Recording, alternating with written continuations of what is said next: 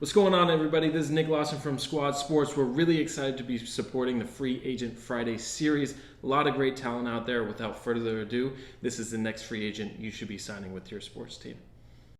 All right, we're back for another Free Agent Friday. And today I've got Nick Robbin with me. How's it going, Nick? It's going pretty well. Can't complain. Well, thanks for joining me and appreciate it. I know we've talked before, so it'll be good to kind of get some of your background out there and get you some exposure. So let's start off with where you went to school and talk about any of the degrees that you received over that time. So I went to San Diego State University, and really I was choosing between there, University of Washington, Indiana, and my University of Miami, and kind of chose that one specifically because I had the opportunity to work for the San Diego State men's basketball team. And at that point, they had just come off, I think it was 2010-11. Kawhi Leonard took them to their first ever Sweet 16. So there was a lot of clout, a lot of national attention. Thought it was a great opportunity, 20 minutes from home, and took that position, was there 4 years as a student manager, got my degree in business with an emphasis in marketing. And along with that, I was sports director for our radio station, KCR College Radio, and was on the board for SBI, which is Sports Business Initiative for people that want to pursue a career in sports. And I was the COO for a year. At what point did you realize you wanted to work in sports? Like 12, 13 years old when I saw Jerry Maguire and my aunt. That movie, I think, has changed everyone. It's crazy. I mean, if you're short, unathletic, and if you're short and unathletic and can't play sports, typically you want to be a sports agent, I would say. And my aunt was like, yeah, this is either going to make you want to be a sports agent or not at all. Because, I mean, if you remember the movie, the guy's got one client and he's just like, gets fired from his company and he's just going with his one client who's a handful and has a large personality. Cuba Gooding Jr. won a best, I'm pretty sure won an Oscar for his performance. Great movie though. Yeah, that is a great one. In what area are you looking to work in sports? That's a little tough for me. I'd say I've done sales, but I really want to put my hands into something else, kind of more of a hybrid role, something that's sales and I guess business development and marketing. I would say something that something hybrid that kind of combines both of them. Open to like relocation? I'm really set on just LA, New York City. I would say LA by far is number one, and then New York City and Chicago. Well, at least, between those three cities, there's a lot of opportunities. So yeah, definitely those three are probably the most. I mean, I'm pretty sure those are the three biggest media markets in order. I think it's New York, LA, Chicago. Yep. So walk me through kind of your experience once you got out of school. So I had a tough time deciding whether I wanted to pursue a career in sports because everyone was saying like, that's not a real career. There's not opportunity there. You typically hear these kind of things. And I took an insurance agent job. It just wasn't for me. So I took a part-time job with the LA Clippers as a game night staff in the fan relations department. So I was commuting from San Diego to LA 3 to 4 times a week. Did that from October of 16 to about January of 16 and got internal promotion to work inside sales. How long of a commute was that? It's about, back and forth, it can take anywhere from 3.5 hours to 5 hours. Wow. So I would leave my house around 12, I'm trying to think, like 12:30. The game, you work usually until I think the end of the third quarter, if I remember. And to be honest, like I didn't care too much to watch the games just because I don't know, you just don't feel like you're really a part of the organization at that point. So I would just kind of get out of there and be about another 2 hours. So I get home around 11 p.m., 11:30 typically. Wow. So commitment, that's for sure. Yeah. So did that for about 3-4 months. From there, inside sales with the Clippers. And from there, parlayed that into a promotion, I guess you would call it, to go work for the Oakland A's because the LA Clippers front office at the point was just very backed up, not many opportunities to get an AE position. So went to the Oakland A's, did that for about 2.5 years, and then I'll say what it is. I was laid off in March of 2020. And then during the time I was with the Clippers and the A's, I did work as a media relations slash like facilities management position for the Torrey Pines Holiday Classic. And that's a nationally sanctioned high school tournament. We get great talent from around the country. It's actually at my alma mater of Torrey Pines High School. And we've seen Kyrie Irving, Lonzo Ball, like a lot of big names come in before they're big names, which is awesome to see. I think we've had Justice Winslow. I'm just trying to think most recently, but yeah, great players that have come in. Klay Thompson, guys who are top NBA talent. Nice. So tell me more about what you did, with the Clippers once you got into that more permanent role. So for those that aren't familiar with the inside sales industry, it's just like an entry level program, and it allows you to build like a pretty solid sales foundation. So it's a lot of cold calling. It's like 80 to 100 calls a day is what they expect. And we didn't do as much face to face just because, first off, the Clippers are the third tenant within Staples. It goes Lakers, Kings, Clippers. So we didn't have as much right to the facilities. And then secondly, LA traffic. It's hard to get around in LA. So not as much face-to-face, mostly closing on the phone. How about when you transitioned over to Oakland with the Athletics? In terms of face-to-face and the way that we went about business, they really emphasize that because, it's been proven in the statistics that when you do face-to-face, people are going to buy more, especially when you put them in the seats. If you put them in a seat in row like 20 and you say, hey, we have this one down in row 10, and they go sit down there and they're just like, it's an extra $1,500 or $2,000. We're like, okay, we'll do this. Like, it's worth the money. Yeah. Yeah. I think it's always best get them out to the facility, let them physically see that. It's great for upselling. And the Oakland A's, you can say what you want about them trading players and stuff, but like they got 9 world championships. That's second most all time. And you can bring them in. The trophies are in our front office. So people could come in and see them, take photos. We had the different eras of Oakland A's baseball from the swinging A's of the 70s, the championship of 89, and then Moneyball, of course. So, it's awesome to see, especially as someone who's a big baseball fan. Yeah, no, that's great. So you're there about 2.5 years. You're looking for the hybrid role, open to those cities. What would you say is your biggest asset that you'll bring to a new position?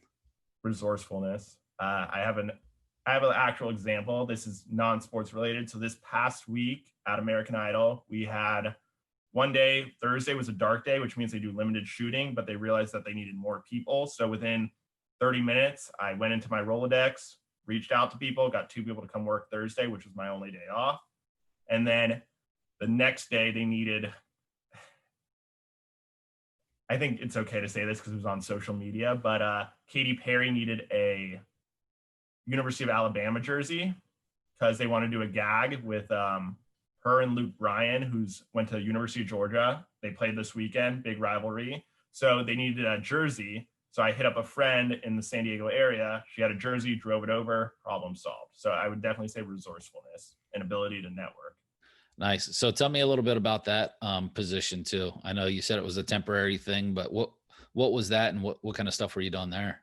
Just going on runs for high executives, getting them breakfast, going on Staples runs when they needed printer stuff or anything of that nature. So really anything you needed, you're on call, everyone has a walkie. And in positions like that, there's 37 of us. You have to get yourself noticed. You just got to continue to, I was persistent, and I would go into the office to my 2 bosses and be like, can I do anything for you? Can I do anything for you? And yeah, they might've been annoyed, but they'll remember you and that you're willing to do whatever it took. What's the area that you feel you need to work on the most? Spreading myself too thin, I would say. I try to do too much at once. And I think that's something that's always been an issue. Even when I was in high school and college, I just think it's good to do a lot of things because that allows you to go into so many different circles of life in terms of networking. I have friends from the KCR College radio show that I'm still in contact with, or people from the Sports Business Club that I'm still in contact with, or I did an internship in Philadelphia for the Sixers, and there's still 2 or 3 people from there that I still talk to several times throughout the years. And I feel like, yes, I might have spread myself too thin, but it allowed me to meet so many different people because I was in a fraternity, but the people in my fraternity, some of them weren't as motivated. those are great people as well, but they weren't doing the same things I was doing. So I needed to get out of my comfort zone and do other things aside from the fraternity, aside from being a part of this club or that club. It just opens up so many different doors. How would you define success? Having enough, like going in every day and like being happy with what you're doing. And money is important to me. It's not the end all be all, but I think people say money doesn't buy you happiness, but it makes life a hell of a lot easier. I can definitely say, because it gives you options. It allows you to do different things. So having a job where you think you're making a difference, along with being compensated well enough to do things that you want to do with your life, is what I determined as success. How about tell us about your podcast? I know you're getting ready to launch one, or you just recently launched a podcast. So I've been working for a company called GSMC Podcast Network, Golden State Media Concepts. And so I've been unemployed since March, technically, because they don't pay me. It's all free labor. I do about 2 episodes a week, and it's basketball only. So I'm a basketball podcast host. I have 4 segments every episode. I do the research myself. I come up with different segments and ideas, and I launch on Wednesday and Sunday. It's honestly a lot more work than I thought, because I mean, I'm the one I'm doing the research, I'm recording, I'm editing, and then I send it out. And I do the copyright as well for like just the title and description. So that doesn't take too long, but still I'm doing everything. The research, I would think, is probably the most time consuming part. Yeah, it is. And I'm trying to think. I actually been using like Basketball Reference. I paid for something. It's like, I'm a big numbers guy, so it allows me to go in and find different statistics. And nice. I know this is very millennial of me, but I have a Twitter account for it. I only have 40 followers, and I tweeted something about Jamal Murray and Nikola Jokic. They were like the first ever. They were 2 of 4 players who put up statistics over entire playoffs, and it got like 50 retweets and 130 likes. So that shows that I had good content, even though I didn't have the following. Right. That will come with due time. You just there's a formula to Twitter. You got to go into those chains and give interesting notes. And then you also have to have good facts or good things that you're spitting out on your side. You have to be interactive. Yeah, no, definitely. How about the new podcast you're launching? So me and my friend, Rich Rosales, he's an aspiring comedian / actor. He's been on NCSI. It's funny, he was on the show for 30 seconds and he dies in the episode, but you see him playing a flute for a little bit. And we met when we were in PE together. I was in 8th grade. He was in 7th grade. So we're calling it 8th grade PE. And the idea of the podcast is, and I read this on Reddit, so I'm not going to take credit, that between the ages of 12 and 15 is when you determine your favorite movies. So we're really examining movies from the time of when he was 12. And when I was 12, so that's 2005 for me, to 2010 when he turned 16 and was no longer 15. So movies from that realm, those movies are part of our maturation in our childhood. So that's what we're going to examine at first. And like I said, first episode, it's what is a better childhood classic for those out there? Hocus Pocus, Halloween Town. Halloween Town was a made for Disney movie, so most people might not know it. Hocus Pocus was actually in theaters. Nice. Well, that's cool. I like the fact that, you're not, just sitting around, you're getting active, you're doing some, fun stuff, you're staying relevant. So keep up that good work. I'll make sure to tune in and see which one you guys liked. I haven't seen the one, so yeah, I'm a movie guy too. I think from there we're going to go into movies that like shaped our life or helped build our life. And as I said, mine was kind of Jerry Maguire. It's more like favorite movie of all time. It's hard to pick. He liked Social Network. I'd say mine's more Jerry Maguire. Trying to think of other ideas that had an impact on my life, but that's one of them. How about this is what I like to end with, is a fun personal fact. This one's kind of embarrassing, but I think it's kind of interesting. It's more, I guess, a little sad, but for the 13 years of my life, out of the 27 years I've been alive, I've had either braces or Invisalign. So I don't know if you ever saw that TV show Brace Face, but I guess I'm a real life brace face, because it happened from 1st to 10th grade, took a 8-year break or 7-year break, and then realized that my bottom teeth were just a little crooked, wasn't happy, went and got Invisalign, and now almost 4 years later. I'm Still really, on it? I'm almost done. You can kind of Okay, tell, but I'm nice. not really the best at wearing it sometimes. So that's why it's taken 4 years instead of, I think, the 2.5 they wanted. Nice. Well, hey, you got to look good, man. You got to look good. So, no, well, Nick, thanks for joining me. It's been great talking to you today and our conversations before. So let's keep in touch and hopefully we'll see you back out there soon. Hey, thank you, Andrew. I appreciate the time having me on. It was a lot of fun.